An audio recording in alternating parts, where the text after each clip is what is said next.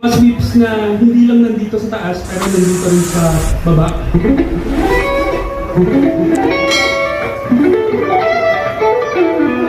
Gusto ko yung mga medyo bursts na gano'n eh, kasi parang nagdadagdag ng buwelo bago ka luminya. So kanya, pag magawa ka ng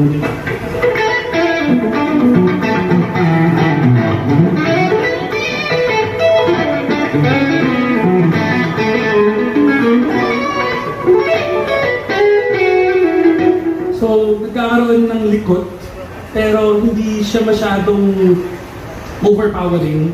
Isa siyang buwelo talaga. Parang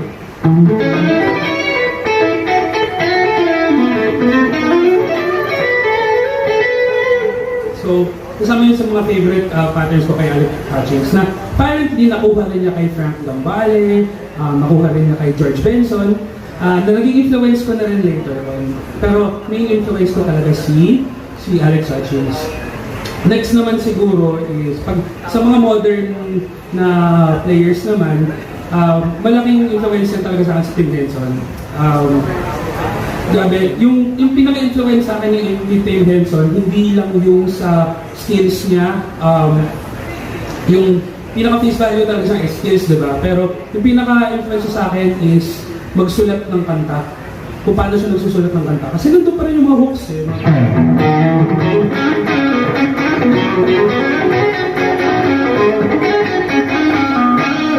So, dun ko narinig na, grabe, galing niya magpasok ng mga medyo modern style melodic approaches. Hindi lang sa guitar playing, pati paano,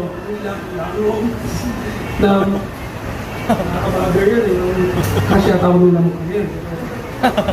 Okay, never mind. So, saan pa ba ako? Saan ba ako? Tim Henson? Tim Henson, okay. So si Tim Henson, paano siya magsulat?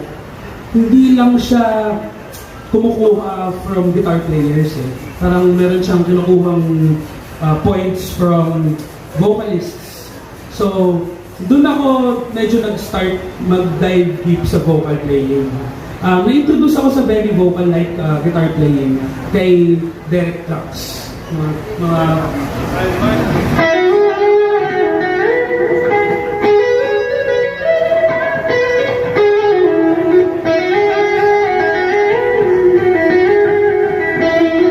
So, wala akong slide ngayon, pero kasama talaga sa mag-push sa akin to do melodic vocal style playing si Derek Trucks. Then, nag-expand na lang nung nakita ko si Tim Henson. So, ganun din yung isang idol